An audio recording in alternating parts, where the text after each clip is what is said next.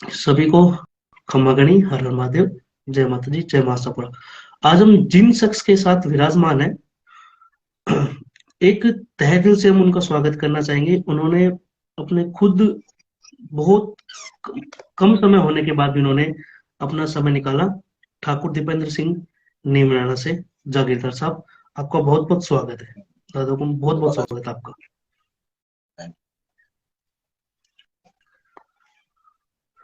तो दादा हुकुम अपने काफी बना लोग हैं, अपने भाईसा हैं, तो भाई हुकुम उनके कभी काफी अपने लोग हैं जो ऑल ओवर हर स्टेट से, हर जगह से, तो उनका काफी पर्सन होते हैं। तो कुछ ऐसे भी है, उन्होंने मुझे पर्सनली भी मैसेज किए थे, तो हम उनसे ही शुरुआत करते हैं दादा हुकुम कि अपने फर्स्ट जो पहला पर्सन है अपने आप नीमराना से, तो नीमराना से ही चौहानों का गढ़ है, तो इन चीजों को लेकर हम प्रश्न करते हैं कि पहला प्रश्न बता दीजिए आप कि चौहानों की उत्पत्ति कहाँ से हुई है। बना जैसा कि है कि अपन जो भी क्षत्रिय हो चाहे जितने भी हिंदू हैं सब मनु की संतान है। और उसके बाद के अंदर विभक्त होते होते जैसे ऋषि अपने जितने भी राजपूत होते हैं क्षत्रिय हैं सबके ऋषि गोत्र हैं। तो ऋषियों के साथ के अंदर होते होते जितने भी आगे वंश चलते गए अपने, उसके पश्चात जब क्षत्रियों का दमन होता गया बीच के अंदर, तब उस समय कुछ ऋषियों ने यज्ञ किया था जो आज की तारीख के अंदर माउंट आबू के अंदर आता है। आबू पर्वत के ऊपर अनाली कुंड बोला जाता है, वहां पे दीक्षित किया गया था कुछ क्षत्रियों का, जिसके अंदर 4 वर्ण थे: चौहान, सोलंकी, प्रतिहार जो परमार बोला जाता है, और चालुक्य। तो इससे फिर अग्निकुल का निर्माण करा गया। तो उसके अंदर 4 वंश हुए जिसमें चौहान और जो मैंने आपको बताया सिर्फ अग्निवंशी कहे गए, पर बाकी 7 के अंदर ये सूर्यवंशी राजपूती हैं जिनको अग्निवंश भी कहा गया है। तो ऐसे उत्पत्ति हुई है अनाली कुंड से। उसको कि सांबर से अपन नीमराना कैसे आए थे, कुछ ऐसा भी लोगों को है काफी ये चीजें, तो प्लीज उसके बारे में। सांबर से ऐसा है कि जैसे पहले सांबर बाद के अंदर बसा गया था। सांबर से पहले चौहानों ने राज किया था आपके जो आज का गुजरात का एरिया जो आता है, गुजरात से होते हुए जो माउंट आबू वाला जो एरिया है, अर्बुद पर्वत जिसको बोला जाता है, वहां से फिर अपन होते होते फिर शाकंभरी में आए। तो जो मिडिवल पीरियड है जिसको अपन मध्यकालीन भारत का इतिहास भी बोला जाता है, उस समय अपन जो चौहान है वो सांबर के अंदर है जिसको संबरी बोला जाता है। संबरीश्वर एक टैग था चौहानों के लिए। तो वहां से अपन ना विकास हुआ नीमराना का। और नीमराना में जैसे कि आपके अर्णोराज चौहान थे, जो अजमेर के अंदर जो झील है, अनासागर झील है, अर्णोराज चौहान थे। तो अर्णोराज चौहान के पुत्र हुए विग्रहराज चौहान। जब विग्रहराज चौहान ने आगे जाके दिल्ली को जीता, तो अजमेर से दिल्ली के बीच के अंदर एक आउटपोस्ट की तरह नीमराना जो किंगडम था उसको सेटल किया गया। और वो उनके जो भाई थे काका कन्ह, जिनको काकट कन्ह बोला जाता है, कन्ह को नीमराना की गद्दी दी गई थी। तो it means Kaka Kanh was the first ruler of the Neemrana. तो नीमराना अभी पहले नीमराना खाली नीमराना नहीं था, और नीमराना को राठ क्षेत्र बोला जाता था। आज की तारीख में जो राठ बोला जाता है, तो राठ वाला पूरा एरिया नीमराना का था। फिर अपने आगे जाते गए काका कन्ह से, फिर बाद में जैसे राजा हरिराज चौहान थे, हरिराज चौहान ने संभाला। तो हरिराज चौहान कौन थे? हरिराज चौहान जो आज का जो हरियाणा बसा हुआ है, जिनको हर्राय चौहान भी बोला जाता है, तो उन्होंने करा। उसके बाद के अंदर फिर उनकी जो पीढ़ी होती गई, तो जैसे भूम विजय राज थे, उन्होंने फिर नीमराना को आपके बसाया। फिर नीमराना खाली नीमराना ही था, नीमराना आगे जाकर मांडन के अंदर भी बना।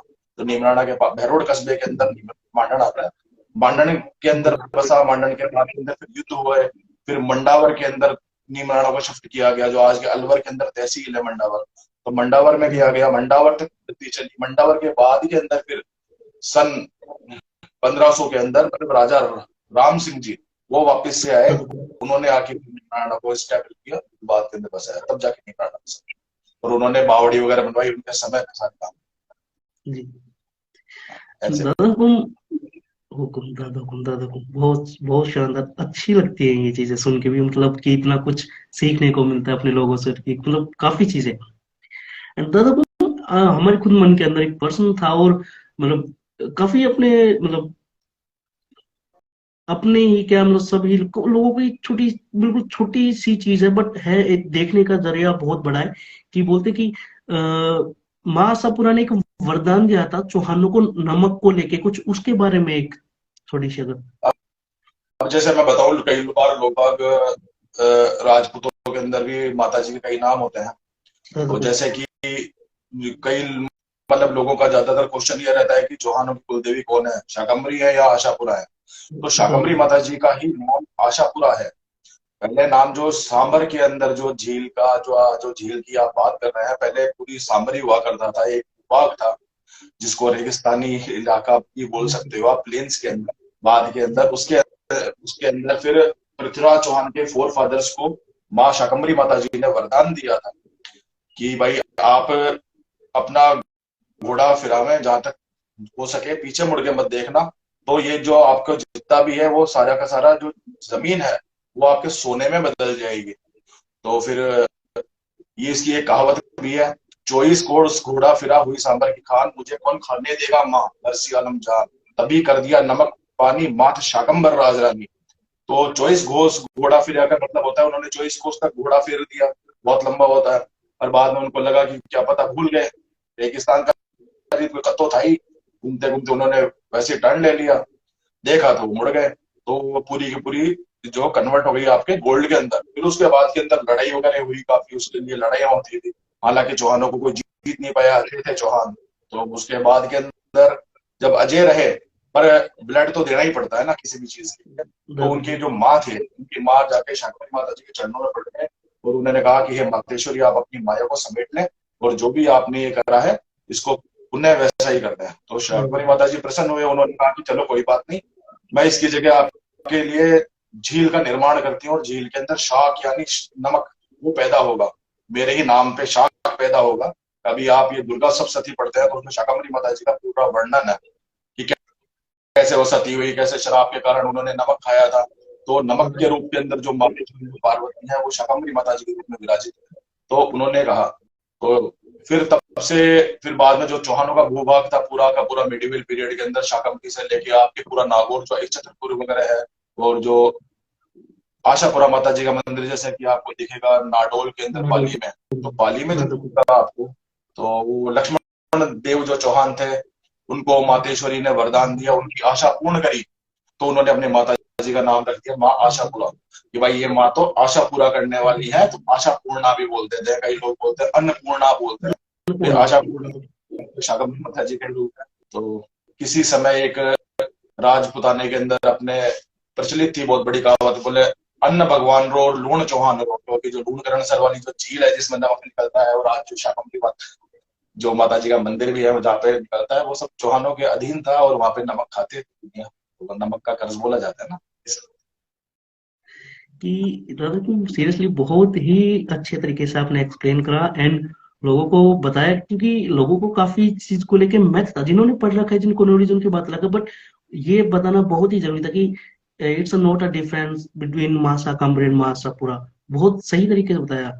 और बता दें कि आज भी मासापुरा ने वरदान दिया था कि चौहानों का ही नमक लगभग लगभग पूरा आर्यवर्त खाएगा, तो उसकी वजह से कुछ बहुत अच्छा था ये।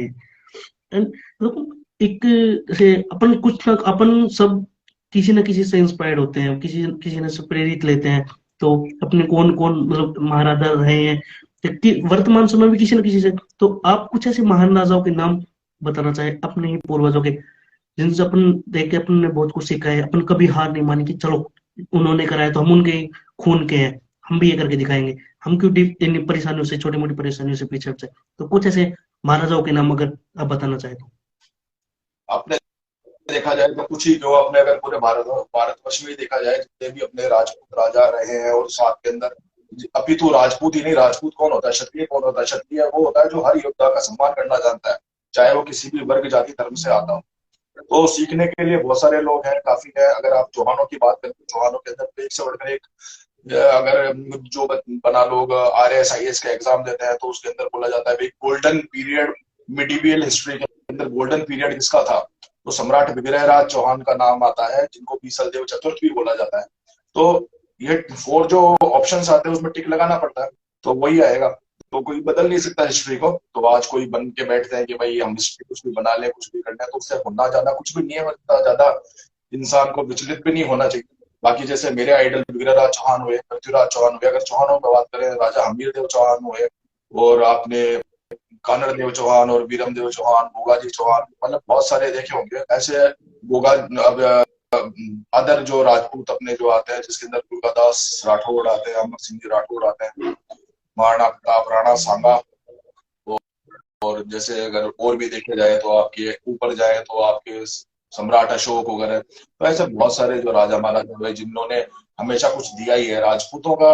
देखा जाए इतिहास, चाहे कोई से भी क्लान से आते हो, इफ यू आर राजपूत, मतलब चौहान राजपूत राठौड़ और कछावा एटसेट्रा, सबने ऐसे हाथ देने का ही काम किया, ऐसे लेने का किसी ने काम नहीं किया, तो सारे समान।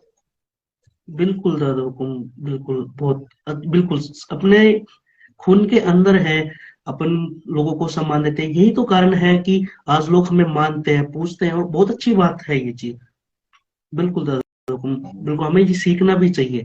और दादा हुकुम, अगर आप वार्तालाप करने चाहते हैं तो अगर आप बताना चाहें को कुछ आपको, ये कि चौहानों के जो अंदर माँ शक्ति या जौहर कुछ आपको अगर इस चीज का। जौहर तो चौहानों ने भी बहुत करे हैं। चौहानों ने जैसे आपके जालोर के अंदर जौहर किए थे। दादा जब हुकुम। जालोर के अंदर कानड़ देव चौहान थे जिन्होंने सोमनाथ के जो शिवलिंग को जो लेके जा रहा था गजनी, उसको मार के भगाया था। 150 साल तक गजनी से कोई लौट के नहीं आया था। उनके जो बेटे वीरम देव की स्टोरी सुनते हैं आप, तो ये ज्यादातर क्या होता था, राजपूतों के अंदर गद्दार भी बहुत होते थे जो अपने पोल बता देते थे, कुछ कर देते थे।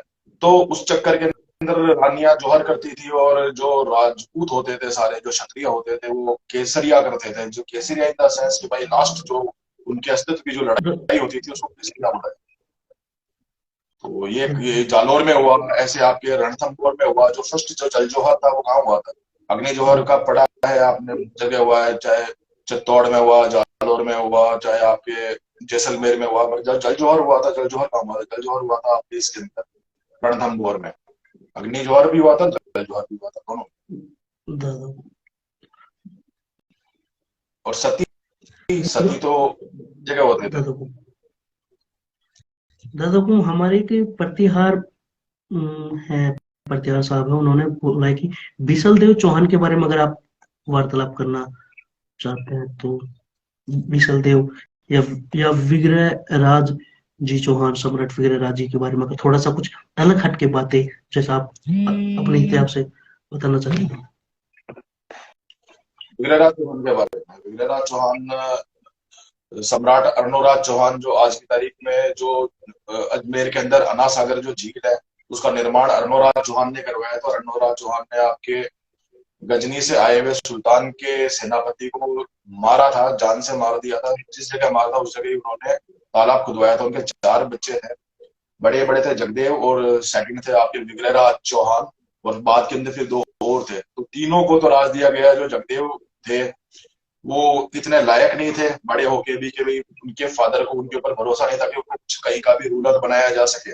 तो उसके कारण उन्होंने आपके फादर अर्णोराज चौहान को मार दिया था। तो विग्रहराज चौहान को जब गुस्सा आया, जब वो महोबा जीतने गए हुए थे, महोबा से लौटे, उन्होंने अपने बड़े भाई जगदेव को मार दिया, अपने फादर की मौत का बदला लिया। तो उसके बाद में वो इतने क्रोधित हुए कि उन्होंने प्रण लिया कि भाई जगदेव के पीछे पीछे जो भी थे और काफी जो यवन थे, बोले इन सबको बोले मैं अपने आर्यावर्त की भूमि से खदेड़ दूंगा। फिर बाद के अंदर उन्होंने ये आपके दिग्विजय का अभियान शुरू किया था। तो जितने भी मतलब उसके अंदर मोमेंट्स भी थे कुछ, जिन्होंने मतलब भाई जगदेव उनको कह के, और भाई अपने फादर जो अर्णोराज चौहान दैट टाइम ही वाज द ग्रेट रूलर, उनके बिना कोई कुछ नहीं कर सकता था, तो उनको ऐसे करके मरवाया। फिर उन्होंने बदला लेते हुए सारे मोमडन्स को खदेड़ दिया था, और एक भी मोमडन उस समय आपके आर्यावर्त की भूमि पे नहीं बचा था। आज दिल्ली के शिवालिक शिलालेख जो गवर्नमेंट कस्टडी के अंदर है, वहां भी लिखा हुआ है कि उन्होंने प्रण लिया था कि भाई मैं आर्यावर्त की भूमि संबंधित का दमन करके रहूंगा। और ये आज भी शिवालिक शिलालेख वहां पे मौजूद है। बहुत शानदार, बहुत शानदार, बिल्कुल सीरियसली ये बहुत अच्छी आज चीज जो है बीसलपुर का इसको। पानी पी रहे हैं ना, आज जो बीसलपुर का पानी पी रहे हैं, बीसलपुर जो डैम बना हुआ है वो बीसलपुर उनके नाम पे ही बसा हुआ है, सम्राट विग्रहराज चौहान के नाम पे ही बसा हुआ है। बहुत शानदार, सीरियसली ये तो सीरियल बहुत दिल खुश हुआ, ये तो खुद मुझे थोड़ा इस चीज का नॉलेज ही नहीं था, आपने बताया था। सीरियल बहुत अच्छा रहा। एंड लास्ट और मेन प्रश्न है कि जैसे आप भली भांति जानते हैं, आप लोगों में अच्छी तरह से आपका है और सोशल मीडिया पे भी अच्छा आपका है, तो इसी हिसाब से जो अब युवा जो अपनी पीढ़ी के हैं, मतलब अपनी हमारी पीढ़ी के अपनी आपकी पीढ़ी के हैं, तो जो ये इतिहास संरक्षण की भी मुहिम चला रहे हैं और अपने लोगों तक इतिहास पहुंचा रहे हैं सोशल मीडिया के थ्रू, जैसे हमारे साथ साथ और भी काफी हैं जो पेज भी बना रहे हैं और ग्राउंड लेवल पर भी कार्य कर रहे हैं। तो आप कैसे मतलब उनके बारे में कुछ धन्यवाद करें जैसे भी आप। सबसे पहले तो एग्जाम्पल सेट कराऊं तो उसमें नाम आप राही तना का ही नाम ले लेता हूँ मैं फर्स्ट, क्योंकि अभी आप इसमें रूबरू हो रहा हूँ और वो आपका बहुत अच्छा है प्लेटफॉर्म में, कोई सा भी हो, चाहे जब सीढ़ी आपको छत पे जाना है तो सीढ़ी तो पहले आपको चढ़नी ही पड़ेगी, तो उसी के अनुसार फर्स्ट जो आप अभी कर रहे हैं, इंटरेक्शन कर रहे हैं सबके साथ में कर रहे हैं, बहुत अच्छे से कर रहे हैं, और आपके जो मैं वीडियोस देख रहा हूँ बहुत अच्छा लग रहा है, और आपको बहुत बहुत साधुवाद, आपको अप्रिशिएट करता हूँ एंड गॉड ब्लेस यू कि आप आगे ऐसे ही सबको मेरे जैसे इंसान को तो किया ही, बाकी भी और जो भी गणमान्य अपनी कम्युनिटी के अंदर आते हैं सबको आप एक्सप्लोर करें और सबसे कुछ सीखने का जज्बा खुद भी लें और दूसरों के अंदर भी इसी तरह फैलाते रहें, बहुत अच्छा है। और जो आपने मेरे को कहा कि आज युवाओं के बारे में कुछ बोले, तो ऐसे युवा जो आप भी है मैं भी हूँ, तो एक सबसे बड़ी चीज आजकल ये चल रही है कि भाई लोगों को सभ्यता नहीं रही है कि भाई हु इज राजपूत, आज राजपूत बन जाते हैं, मैं चौहान हूँ, मैं राठौर हूँ, पर देखा जाए तो ऐसे भी लोग हैं जिनको अपने नाम के पीछे सरनेम लगाने का शोभा नहीं देता है। और वो क्यों नहीं देता है कि भाई आप जो सिंह लगा रहे हो, जो चौहान लगा रहे हो, राठौड़ लगा रहे हो, जो भी एटसेट्रा लगा रहे हो, आप कैसे लगा रहे हो? अपने पूर्वजों की मेहनत के ऊपर लगा रहे हो, और मेहनत कौन सी थी उनकी? उनकी मेहनत थी, उन्होंने सिर कटाए थे। जो आज जैसे नीमराणा की अभी अपन बात कर रहे हैं, तो नीमराणा का स्लोगन है दो शेरों के बीच के अंदर ढाल और नीचे तलवार, और लिखा हुआ है काठ नवे पर काठ नवे ना। काठ मीन्स एक लकड़ी जो होती है वो मतलब क्या कहते हैं, टूट जाती है, झुकती नहीं है। जो काठ असली जो होता है सूखी लकड़ी, वो टूटती है, कभी भी झुकती नहीं है। तो वो भी झुक सकती है पर राठ नहीं झुक सकता। तो ये जो टाइटल्स या जैसे आपके राठौड़ों के लिए बोल देते हैं कि भाई रणबंका राठौड़, या सिसोदिया बोल देते हैं कि भाई जो दृढ़ राखे धर्म को राखे थी करतार, ये एटसेट्रा जो जितने भी स्लोगन्स या जो अभी आपने बताया, कोई परमार बनाते कोई पृथ्वी तड़ा पवार, ये जितने भी स्लोगन्स है, तो ये कैसे आए हैं? ये आपके पूर्वजों के बल पे है। और गाने क्या चल रहे हैं आजकल? बना लोगों के तो दो ही ठिकाने, एक तो ठेके और एक थाने। ये क्या है? मेरे को तो लगता नहीं भाई ऐसा कोई राजपूत जो पैदा हुआ होगा ना वो ऐसी बकवास वाली बातें बोलेगा, क्योंकि मैंने बचपन से घनी हवेलियां और घने ठिकाने देखे जहाँ की ठिकानों के पोलों के अंदर पुलिस भी नहीं घुसती थी, हिम्मत नहीं होती थी किसी कोतवाल की कि कोई मतलब घड़ी के अंदर घुस के दिखा दे। और आजकल लोग शान से बोलते हैं ठेके और थाने। थाने कौन जाता है? थाने तो जाते लुच्चे लपंगे, असली कौन जाएगा? तो ये मतलब जरूरी नहीं है कि भाई राजपूत ही करते हो, बहुत सारे जो राजपूतों से जलने वाले लोग होते हैं वो भी ऐसी चीज स्लोगन करते हैं और उनको फिर टाइटल बना के देते हैं। और एक इंस्टा पे मैं बहुत कम आता हूँ, बट जो भी आजकल आ रहा हूँ, तो कोई 22 लोग भी हैं जो मतलब क्या कहते हैं उसी टाइम पे आपके राजपूती पोशाक वियर कर रहे हैं। ये बहुत वियर्ड लगता है। आप लोग सुधर जाओ थोड़ा, आप लोग भले चुन्नी उन्नी संभालो, कुछ संभालो, ये करो, पर ये जो पोशाक के सामने पहनते हो, चलो राजपूत आपके कोई भाई लगते होंगे, वो तो शर्म से आंखें बंद कर लेंगे, बाकी दूसरी कम्युनिटी आंखें बंद नहीं करेगी, वो आपको बहुत गौर से देखेगी कि आपके हस्बैंड आपको नहीं देख सकते। तो ये कुछ एक चीजें हैं कि भाई जो राजपूतों को अपने आप से सीखनी चाहिए कि भाई हमें क्या करना चाहिए, क्या नहीं करना चाहिए। नहीं तो इतिहास उठा के देख लो आप, not only in Rajasthan, Madhya Pradesh, UP, कहीं भी आप पधारेंगे तो आप देखेंगे पहाड़ों के ऊपर गढ़ किले हैं जो आज लोग बाग 100 गज के अंदर घर नहीं बना पाते, लोग लेके बनाते हैं। अपने पूर्वजों ने कई कई बीघाओं में कई कई किलोमीटरों के अंदर किले बनवा दिए थे, और उनकी देख रेख अभाव के अंदर आज खंडर पड़े हैं। तो इतिहास से सीख लेनी चाहिए, अपने को वो गलतियां नहीं दोहरानी चाहिए जिससे कि अपना पतन हो।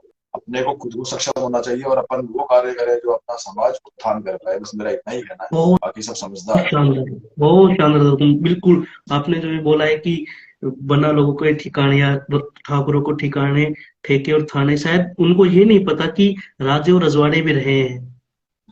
बस बिल्कुल, उनको ये भी नहीं में भी पता। रहे राजपूत की मेट होती है, चाहे वो द्वारपाल था वो भी राजपूत होता था, उसका भी ये कोई जरूरी नहीं, राजपूत हर तरह के होते हैं, सारे राजपूत राजा नहीं बनते, सारे ही जागीरदार नहीं बन गए, जागीरदार नहीं को। नहीं थे, जरूरी नहीं कि सारे ही थे, हर तरीके थे। पर उनके अंदर क्या था, उनके अंदर मान थी, मर्यादा थी, आंखों में शर्म थी, अपने बड़े छोटे का लिहाज था। और जो बड़े जो राजपूत थे उनके अंदर भी पहले सहयोग की भावना होती थी, ये नहीं कि वो खुद जाके साथ सिंगार बैठ रहे थे, जाजम पे आते थे। जहां भी आपका कोई भाई जो कमजोर तबके में दिख रहा है तो उसको उठाने का प्रयास करें, बनाने का प्रयास करें, आखिर वो है तो आपका भरना, चाहे कोई भी है, ये होना चाहिए था। मतलब हाथ खींचे अपने भाई का, टांग ना खींचे, हम ये कह सकते हैं। टांग टांग अगर ज्यादा फालतू कूद रहा है तो टांग भी खींच लेनी चाहिए, बाकी ऐसे तो हाथ बढ़ाना ही चाहिए। बिल्कुल बिल्कुल बिल्कुल, बहुत शानदार। ठीक। दादाकुम, आपका बहुत बहुत धन्यवाद दादाकुम, आपने बहुत कीमती वक्त निकाल के दिया, कुछ बहुत ही तहे दिल से धन्यवाद। और आपने जितना भी, आपने बहुत कम समय के अंदर पोशाक के बारे में बताया, लोगों को इंस्पायर्ड भी करा, आपने अपने पूर्वजों के बारे में बताया, लोगों को राह मार्ग भी दिखाया इस चीज को, इस लाइव सेशन के दौरान। तो दादाकुम, आपका तहे दिल से धन्यवाद, आपने समय दिया और लोगों को प्रेरित करा दादाकुम। अब आज्ञा चाहेंगे दादाकुम, हमेशा बिल्कुल हमारे बिल्कुल बना, सर पे हाथ रखना और जुड़े रहना दादाकुम। बिल्कुल बिल्कुल बना, गॉड ब्लेस यू। आप सभी जो भी अपने समाज के सरदार और भाई साहब लोग पधारे उन सबको जय माता जी की, गॉड ब्लेस यू, और अच्छे रहें, स्वस्थ रहें, मस्त रहें। जी दादाकुम, जय महासपुरा, हर हर महादेव।